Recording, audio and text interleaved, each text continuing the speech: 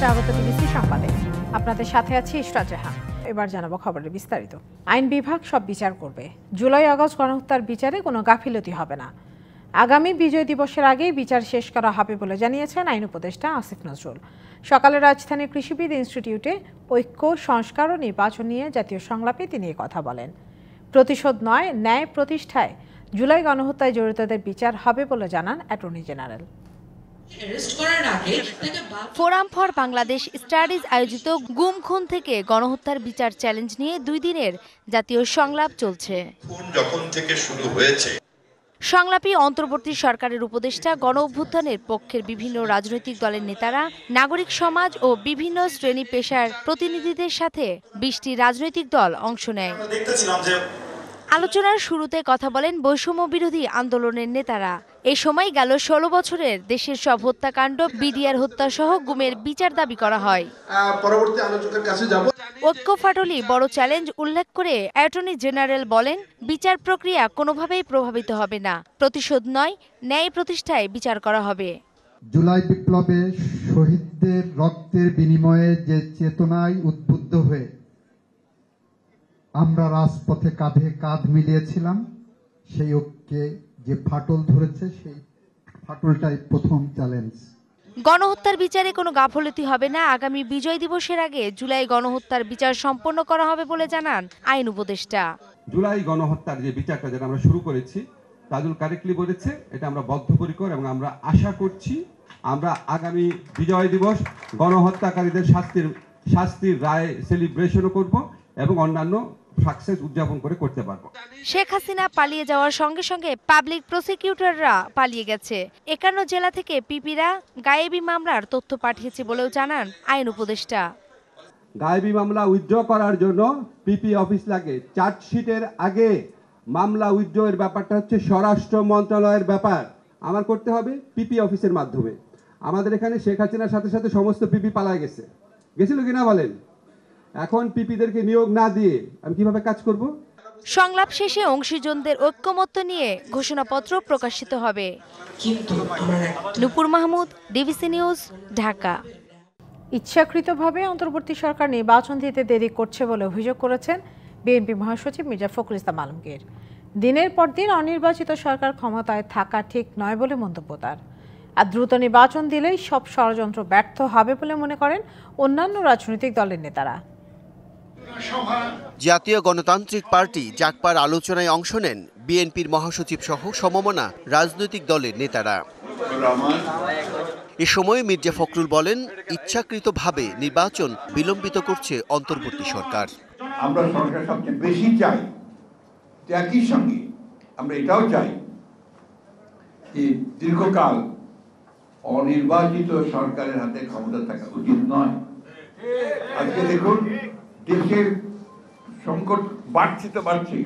চাল, ডাল, তেল, লবণ, ডিম, মাছ, মুরগি প্রত্যেকটার দাম বেড়ে গেছে। সাধারণ মানুষের জীবন এখন অতিষ্ঠ হয়ে গেছে। সভায় নেতারা দ্রুত নির্বাচন আদায়ে রাজনৈতিক দলগুলোকে এখনই ঐক্যবদ্ধ হওয়ার আহ্বান জানান। একের পর এক তারা ষড়যন্ত্র করে চলেছে। দৃঢ়তার সাথে বলতে চাই, এই ঘটনার শেষ এইখানে নয়। এই ষড়যন্ত্রকারীরা আরো এমনি ধরনের ঘটনা সংগঠিত করার পায়তারা করছে। ঢাকা রিপোর্টার্স ইউনিটিতে আরেক আলোচনায় নির্বাচন ও সংস্কার নিয়ে কথা বলেন বিএনপির স্থায়ী কমিটির আরেক সদস্য। আজকে যেসব সমস্যা হচ্ছে, এসব সমস্যা হচ্ছে বিকজ আপনাদের কোনো ম্যান্ডেট নাই, আপনাদের কোনো পলিটিক্যাল ফোর্স নাই। সচিবালয়ের মতো জায়গায় আগুন লাগে, কেমন করে আগুন লাগে, কোথায় আপনার গোয়েন্দা বাহিনী? মূল নজর হলো যে জনগণের প্রতিনিধির কাছে ক্ষমতা হস্তান্তরের ব্যবস্থা করে। এদিকে জাতীয় প্রেস ক্লাবের সামনে প্রতিবাদ সমাবেশে বিএনপির আরেক নেতা বলেন, ষড়যন্ত্র প্রতিহত করতে হলে দ্রুত নির্বাচনের ব্যবস্থা করতে হবে। নির্বাচনের ম্যাপ আপনাকে দিতে হবে। নির্বাচিত প্রতিনিধি ছাড়া সংস্কার সম্পূর্ণ হবে না। সংস্কারের নামে বিলম্ব করে মঈন ফখরুদ্দিনের মতো আরেকটি জালে যেন আপনি না পড়েন। Bijan Kumar Das, DBC news, Dhaka. সশরীরে ছবি তোলা, আঙুলের ছাপ, চোখের মনির প্রতিচ্ছবি সহ 7টি ধাপ পার হবার পরই একজন ভোটার জাতীয় পরিচয়পত্র হাতে পান। তবে সম্প্রতি বিদেশে বসেই জালিয়াতির মাধ্যমে এনআইডি তৈরি করেছেন কয়েকজন প্রবাসী। তুলতে হয়নি ছবি, দিতে হয়নি আঙ্গুলের ছাপ, কেবল অনলাইনে আবেদন করেই হয়েছেন ভোটার। কর্তৃপক্ষ বলছে এই বিষয়ে তদন্ত চলছে, জড়িতদের বিরুদ্ধে নেওয়া হবে আইনি ব্যবস্থা। বিদেশে বসে জামালপুরের বকশীগঞ্জ উপজেলার ভোটার হয়েছেন হাসান আহমদ। প্রথম আবেদন করেন চলতি বছরের মে মাসের 4 তারিখে, পরে দ্বিতীয় আবেদন করেন 29 জুন। প্রথমবার না পেলেও দ্বিতীয়বার এনআইডি পান হাসান।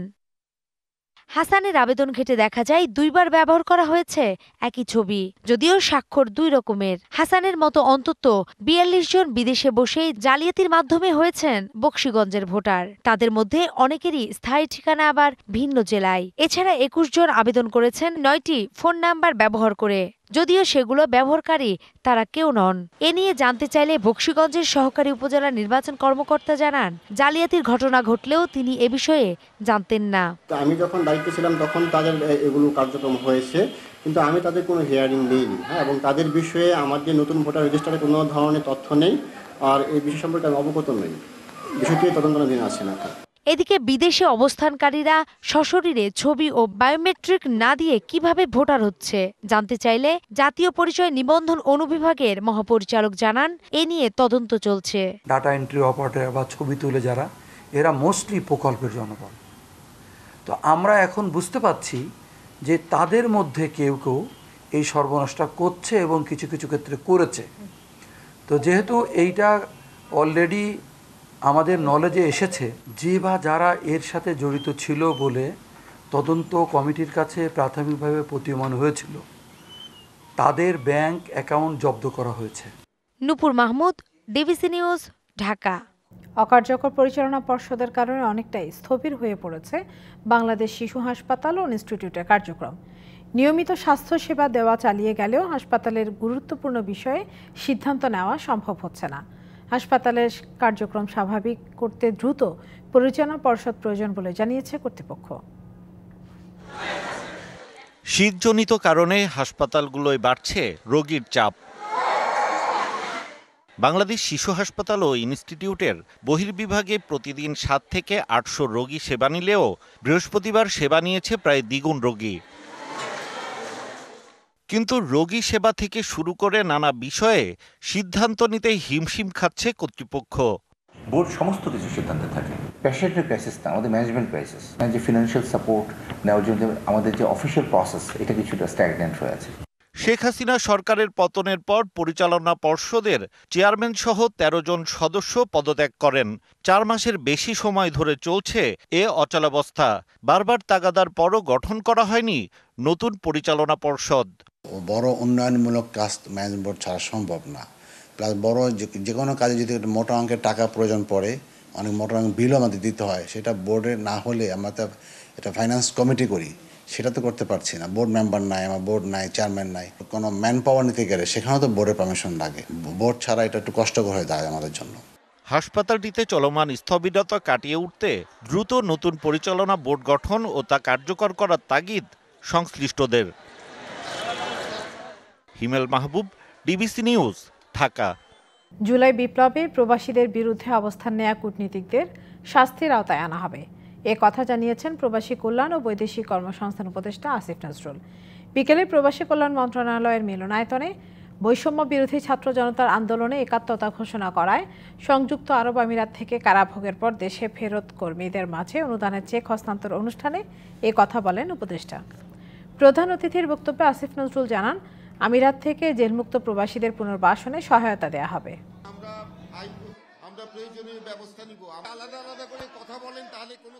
যে কোনো কূটনীতিকের আচরণ ছিল খুবই শত্রুভাবাপন্ন।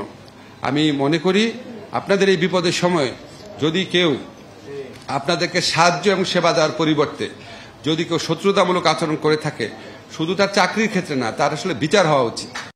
চাঁদপুরের মেঘনায় জাহাজে 7 শ্রমিক হত্যার ঘটনার সুষ্ঠু তদন্ত ও বিচার দাবিতে চলছে সারা দেশে পণ্যবাহী নৌযান শ্রমিকদের ধর্মঘট। এতে অচলাবস্থা দেখা দিয়েছে বন্দরগুলোতে, ব্যাহত হচ্ছে পণ্য খালাস কার্যক্রম, আটকা পড়েছে তেল, সার সহ হাজার হাজার টন পণ্য। নিত্যপণ্যের দামে প্রভাব পড়ার শঙ্কা আছে। চাঁদপুরে মেঘনা নদীতে জাহাজের 7 জন খুনের ঘটনায় প্রকৃত কারণ উদ্ঘাটন, নিহত ব্যক্তিদের পরিবারকে ক্ষতিপূরণ দেয়া সহ 4 দফা দাবিতে দ্বিতীয় দিনের মতো কর্মবিরতি করছেন নৌযান শ্রমিকেরা। এতে অচল হয়ে পড়েছে দেশের সব নৌবন্দর। চট্টগ্রাম বন্দরের বহিনোঙর ও 16টি ঘাটের লাইটারেজ জাহাজ ও নৌযানের সকল কার্যক্রম বন্ধ রয়েছে। বন্দরের বহিনোঙরে বড় জাহাজ থেকে 35টি জাহাজে বোঝাই করা অর্ধটন পণ্য আটকে আছে। খুনিদেরকে আইনের আওতায় এনে শাস্তি দিতে হবে এবং তাদের পরিবারকে ক্ষতিপূরণ দিতে হবে। বিচার না পাই তাহলে আমাদের ধর্মঘট চলতে থাকবে। আমদানিকৃত পণ্য লাইটারিং বন্ধ হওয়ায় বহিনোঙরে অলস বসে আছে 20টির মতো বিদেশি মাদার ভেসেলও। এসব জাহাজে অন্তত 5 লাখ টন পণ্য খালাসের অপেক্ষায় রয়েছে। কিন্তু প্রায় 25টা জাহাজে কাজ হচ্ছে না। সেখানে প্রত্যেকটা জাহাজের ফিক্সড অপারেটিং কস্ট বাবদ যে প্রায় $10 থেকে $15,000 গচ্চা যাচ্ছে। এগুলা বাংলাদেশ এর অর্থনীতিতে আসলে একটা বিরূপ প্রভাব পড়বে। নারায়ণগঞ্জের শীতলক্ষা তীরে জাহাজ নোঙর করে কর্মবিরতি পালন অব্যাহত রেখেছেন শ্রমিকরা। শীতলক্ষা, বুড়িগঙ্গা, ধলেশ্বরী ও মেঘনা নদীতে লাইটার জাহাজের চলাচল বন্ধ আছে। দাবি পূরণ না হওয়া পর্যন্ত কর্মবিরতি সহ পণ্যবাহী নৌযান ধর্মঘট অব্যাহত থাকবে বলে জানান তারা। যারা হত্যাকাণ্ডের শিকার হয়েছে তাদের পরিবারকে 20 লক্ষ টাকা ন্যূনতম ক্ষতিপূরণ প্রদান করতে হবে। কর্মবিরতির কারণে নৌপথে খুলনা অঞ্চলে পণ্য আনা নেওয়া বন্ধ হয়ে পড়েছে। মোংলা ও পায়রা সমুদ্র বন্দরেও সব ধরনের পণ্য খালাস বন্ধ রয়েছে। কর্মবিরতির ফলে স্থবির সিরাজগঞ্জের বাঘাবাড়ি নৌবন্দর। বিপাকে পড়েছে শত শত ট্রাকের চালক ও শ্রমিক। কর্মবিরতি চলার কারণে ডেইলি লেবার যারা কাজ করে, খেটে খাওয়া মানুষ, তাদের কোনো কাজকর্ম নাই, তারা খুব বিপদে আছে। এছাড়া যশোর নওপাড়া, চাঁদপুর বন্দরে মালবাহী, তেল গ্যাসবাহী, বালুবাহী সহ সব ধরনের পণ্যবাহী নৌযানের শ্রমিকেরা কর্মবিরতি পালন করছেন। তবে যাত্রীবাহী নৌযান এই কর্মসূচির আওতামুক্ত রয়েছে। Khalid Hasan, DBC news desk.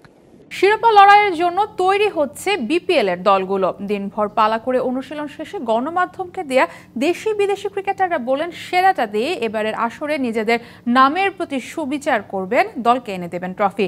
সোমবার শুরু মাঠের লড়াই। এবারের বিপিএলে তরুণ ক্রিকেটারদের প্রতি আস্থা ফ্র্যাঞ্চাইজিগুলোর। সদ্য সমাপ্ত এনসিএল টি20-র 7 ম্যাচে 158 স্ট্রাইক রেটে আসরের প্রথম সেঞ্চুরি সহ 281 রান করা জিসান আলম।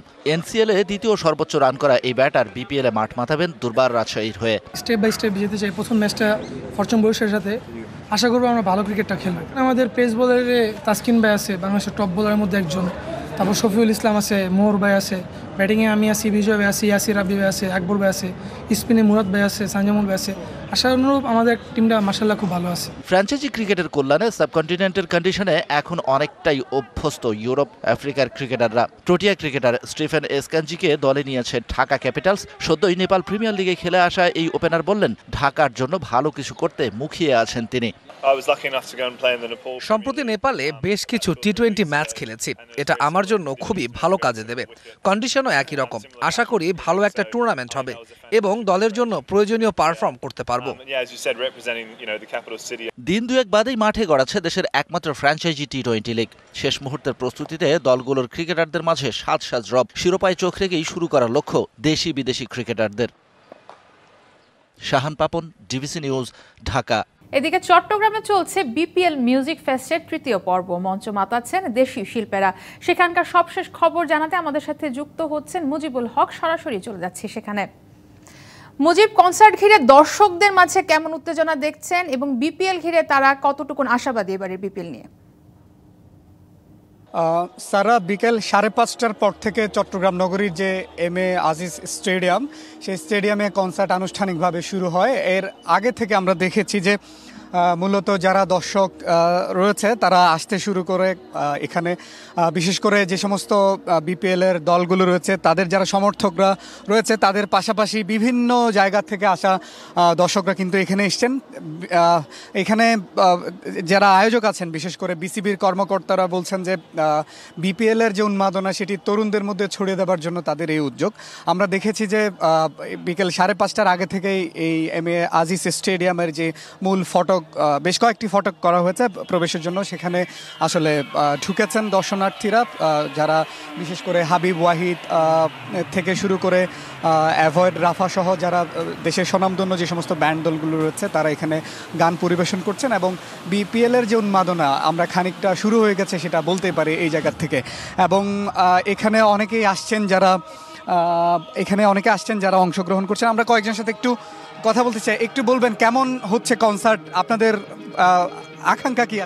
আমাদের আকাঙ্ক্ষা হচ্ছে যেভাবে বিপুল উৎসাহ উদ্দীপনার মধ্যে দিয়ে তারুণ্য যে উৎসব চলছে, ইনশাল্লাহ আমি মনে করি বিপিএল যে গভর্নমেন্ট বডি যে কাউন্সিল যারা আয়োজন করেছে তারা অনেকটাই সফল। আশা করি আমরা এরকম প্রোগ্রাম আমরা আরও দেখতে পারবো বলে আমরা আশাবাদী ব্যক্ত করতেছি। কোন কোন এখন কারা পরিবেশন? এখন ব্যান্ড দল করতেছে, এখনও হাবিব ওয়াহিদ এখনও আসে নাই, অল্প কিছুক্ষণের মধ্যে উনি স্টেজে অপেক্ষা করছি আমরা হাবিব ওয়াহিদের জন্য। তারা শুনছিলেন যে আমরা একজনের সাথে কথা বলছিলাম, অর্থাৎ এরকম আরও অসংখ্য হাজারো দর্শক এখানে এসছেন। তারা বলছেন যে তাদের যে প্রিয় ব্যান্ড দল কাছ থেকে তারা গান শোনার জন্য অপেক্ষা করছেন। এর বাইরে আমরা দেখেছি যে বিভিন্ন শুধু চট্টগ্রাম নয়, চট্টগ্রামের বাহির থেকেও হাজার হাজার দর্শনার্থী কিন্তু এখানে এসছেন। তবে একটা কথা বলতে হয়, আয়োজকদের এখানে আয়োজনের ক্ষেত্রে কিছুটা ত্রুটি, অর্থাৎ বলা চলে যে প্রচারণা এক ধরনের ঘাটতি ছিল। অর্থাৎ যে পরিমাণ আয়োজক দর্শনার্থী বা অংশগ্রহণকারী থাকবার কথা ঠিক সেই পরিমাণ নেই এখানে। মানে অনেকে আসলে ক্ষোভ জানিয়েছেন এই ব্যাপারটি নিয়ে। তো সব মিলিয়ে ভেতরে কনসার্ট চলছে, পরবর্তীতে নিশ্চয়ই আরও তাদের প্রত্যাশা আকাঙ্ক্ষার কথা নিশ্চয়ই তাদের মাধ্যমে দর্শকদের জানাতে পারবো। ধন্যবাদ আপনাকে।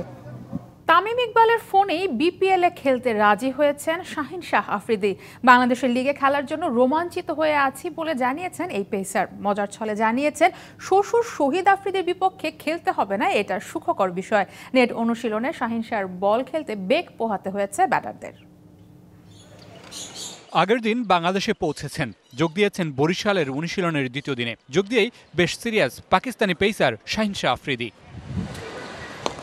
নেটে বল করেছেন লম্বা সময় ধরে, সেখানে ব্যাটারদের দেখা গেছে খাবি খেতে। বিপিএলে যে বরিশালের হয়ে বল হাতে ঝড় তুলবেন তা অনুশীলনেই অনুমেয়। বিপিএল নিয়ে তার আগ্রহের কথাও জানালেন সংবাদ মাধ্যমে। তামিম ভাই যখন আমাকে বরিশালের হয়ে খেলতে বলল তখন খুবই এক্সাইটেড ছিলাম। বাংলাদেশের লিগে খেলার জন্য মুখিয়ে আছি। বাংলাদেশের মানুষ ক্রিকেট ভালোবাসে, তাদের সুপারস্টারদের ভালোবাসে। আশা করি বরিশাল ভালোই খেলবে। তার শ্বশুর শহীদ আফ্রিদি এবার চিটাগং কিংসের ব্র্যান্ড অ্যাম্বাসেডর। তার বিপক্ষে মাঠে নামা লাগবে না, সেটাকে বলছেন সুখকর। সেই সাথে আফ্রিদির কাছ থেকে বাংলাদেশের ক্রিকেটাররা অনেক কিছু শিখতে পারবেন বলেও জানিয়েছেন তিনি। নিজেকে সবচেয়ে বড় তারকা মানতে রাজি নন পাকিস্তানি এই পেসার। আমার জন্য ব্যাপারটা ভালো যে মাঠে শ্বশুরের মুখোমুখি হওয়া লাগবে না। তিনি দলের মেন্টর। আমি আশা করি বাংলাদেশের তরুণরা তার কাছ থেকে অনেক কিছু শিখবে। সত্যি বলতে আমি সবচেয়ে বড় তারকা নই, অনেক বাংলাদেশি খেলোয়াড় আছে, তারাই এখানে বড় তারকা। এছাড়াও এদিন ফরচুন বরিশালের সাথে অনুশীলন করেছেন কাইল ম্যায়ার্স। দেশে এসে পৌঁছেছেন David Malan. Mamunur Rashid, DBC news, Dhaka. এক ঝাঁক তারকার বিদায়ে বছর শেষ করছে আন্তর্জাতিক ক্রিকেট অঙ্গন।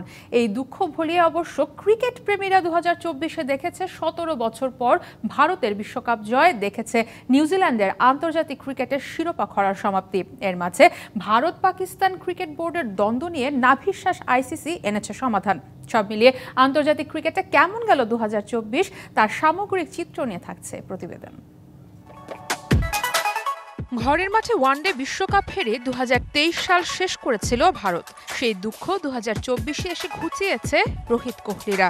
2007 সালে টি-20 বিশ্বকাপের প্রথম আসরেই শিরোপা জয়ের পর 7টি আসর থেকে তাদের ফিরতে হয় খালি হাতে। অবশেষে গত জুনে এই সংস্করণের বিশ্বকাপে আরেকটি ট্রফি জয়ের অপেক্ষার অবসান হয় মেন ইন ব্লুদের। বার্বাডোজে সাউথ আফ্রিকাকে 7 রানে হারিয়ে দ্বিতীয়বারের মতো টি-20 ফরম্যাটের বিশ্ব চ্যাম্পিয়ন হয় ইন্ডিয়া। সেই সাথে গত 13 বছর কোনো আইসিসি ট্রফি না পাবার অপেক্ষারও অবসান ঘটে তাদের।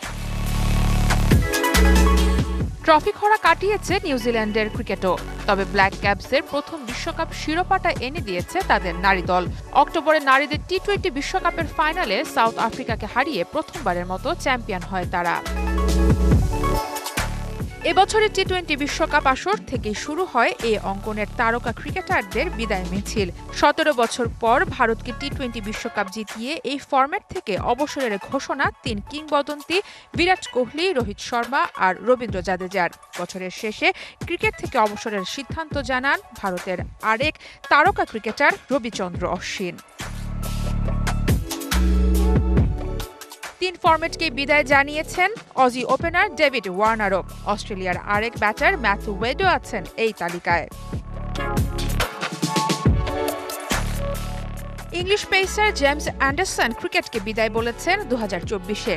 তালিকায় আছেন দাভিদ মালান আর মঈন আলীও। যদিও এর আগে অবসর ভেঙে বেন স্টোকসের অনুরোধে একবার টেস্টে ফিরেছিলেন মঈন, তবে এবার আর সেই সম্ভাবনা নেই জানিয়েছেন তিনি। সব ধরনের ক্রিকেটকে গুড বাই বলেছেন Black Caps Colin Munro, Tim Southee, Neil ওয়াগনাররা।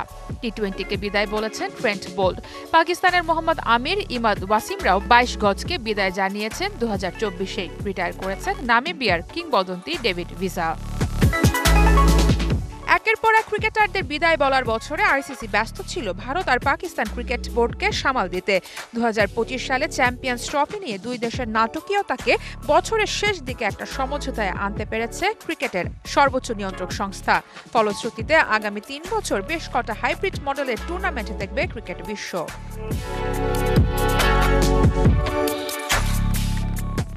যদিও এখনো বছরের শেষ গল্পের অপেক্ষায় ক্রিকেট বিশ্ব। আইসিসি টেস্ট চ্যাম্পিয়নশিপের ফাইনালে উঠতে জমে উঠেছে লড়াই। আগের দুবারের দুই ফাইনালিস্ট ভারত, অস্ট্রেলিয়া ছাড়াও ফাইনালে ওঠার লড়াইয়ে এবার সম্ভাবনা আছে সাউথ আফ্রিকা আর শ্রীলঙ্কারও।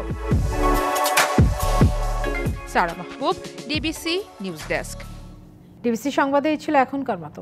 ডিবিসি নিউজের সংবাদগুলো পড়তে ভিজিট করুন dbcnews.tv আর ভিজিট করুন ডিবিসির ফেসবুক পেজ এবং ইউটিউব চ্যানেল। ডিবিসির সঙ্গে থাকুন।